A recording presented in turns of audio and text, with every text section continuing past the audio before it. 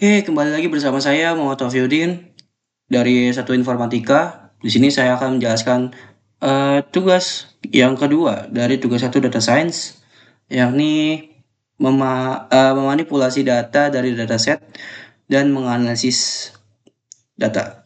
Oke, di sini ada tiga pertanyaan. Berapa jumlah pelanggan dari masing-masing sales, berapa jumlah penjualan dari masing-masing produk, dan carilah 5 pelanggan dengan pembelian terbanyak. Oke, di sini ada link dari dataset yang akan kita gunakan dan sudah saya import ke dalam spreadsheet ya. Ya, di sini ada sekitar 458 kalau nggak salah. Ya, betul. Ada 458 data di sini. Oke, langsung saja kita akan menjawab pertanyaan yang pertama, yakni berapa jumlah pelanggan dari masing-masing sales. Untuk menjawab pertanyaan tersebut, saya akan menggunakan uh, pivot table ya.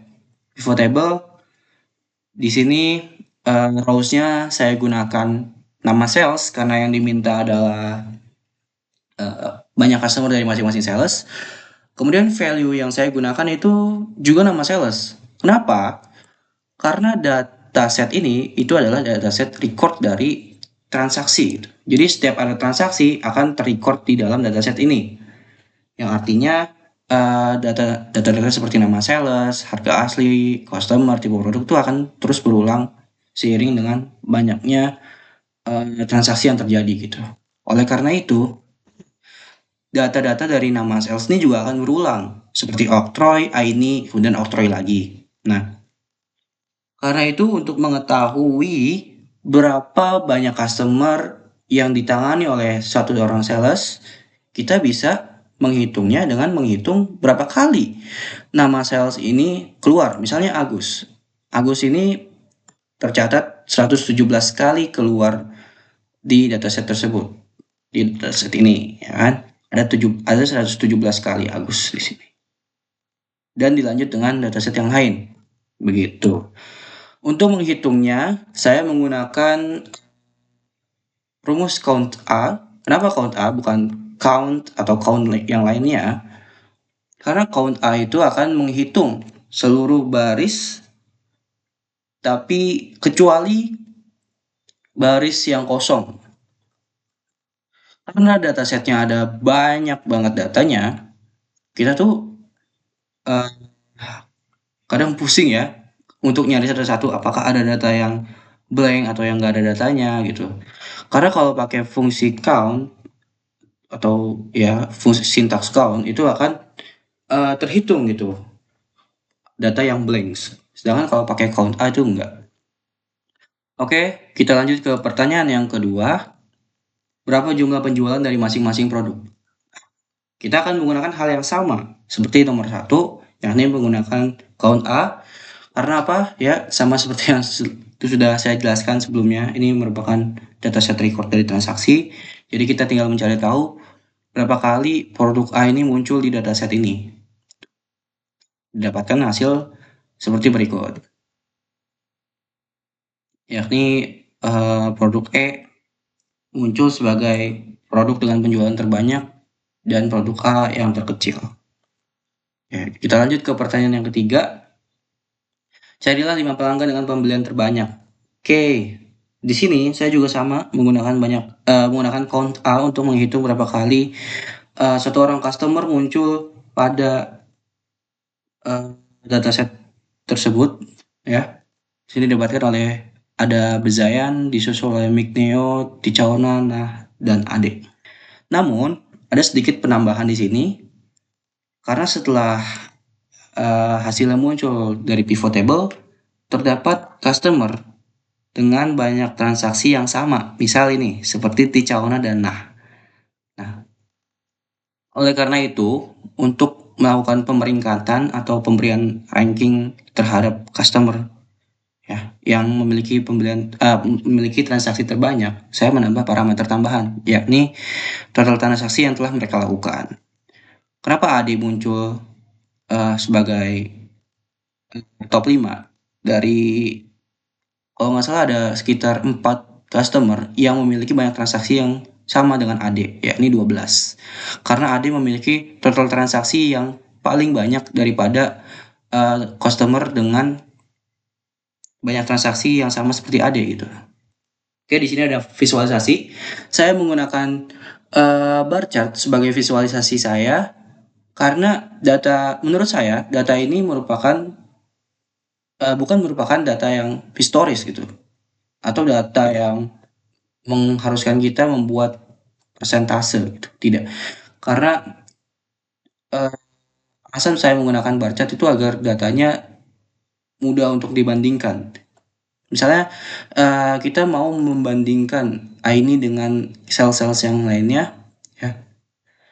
Misalnya Agus dengan Aini ternyata banyak customernya lebih dari banyak customernya lebih banyak Aini dan seterusnya. Oleh karena itu saya menggunakan bar chart untuk memudahkan kita dalam menganalisis datanya. Kemudian saya juga memberikan warna yang berbeda pada data yang nilainya lebih besar dibandingkan yang lainnya. Itu data dengan value terbesar. Seperti ID di sini, produk E dan Bezayan di sini. Oke. Kita lanjut dengan analisisnya.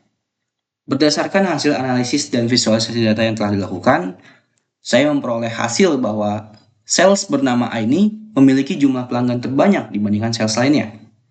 Informasi ini diperlukan untuk mengetahui performa setiap sales dan dapat membantu ketika misalnya manajer personalia ingin memberikan bonus bagi sales dengan customer yang terbanyak gitu. Kemudian produk yang paling banyak terjual adalah produk E yang terjual sebanyak 81 item.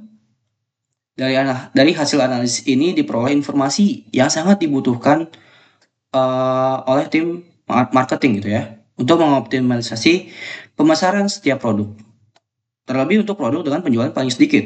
Ini produk A dengan jumlah terjual tuh 54 item saja.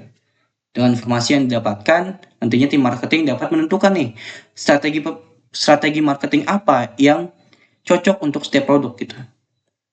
Nah, tapi hasil ini masih perlu dianalisis lebih dalam untuk menemukan faktor suatu produk memiliki penjualan yang lebih tinggi atau rendah, supaya tim marketing dapat menentukan strategi marketing yang benar-benar sesuai dengan produk tersebut.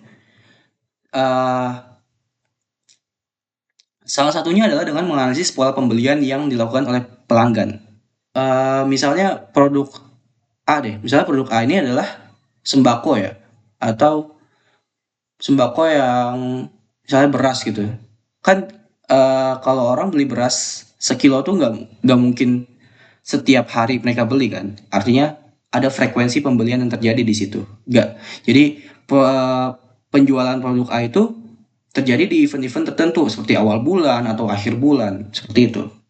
Oleh karena itu menurut saya hasil analisis yang telah saya lakukan di sini masih belum cukup untuk membantu bagaimana tim marketing menentukan strategi pemasarannya nanti. Kemudian hasil selanjutnya adalah 5 pelanggan dengan jumlah transaksi terbanyak, yakni dengan Bezayan menjadi yang terbanyak dengan 17 kali transaksi.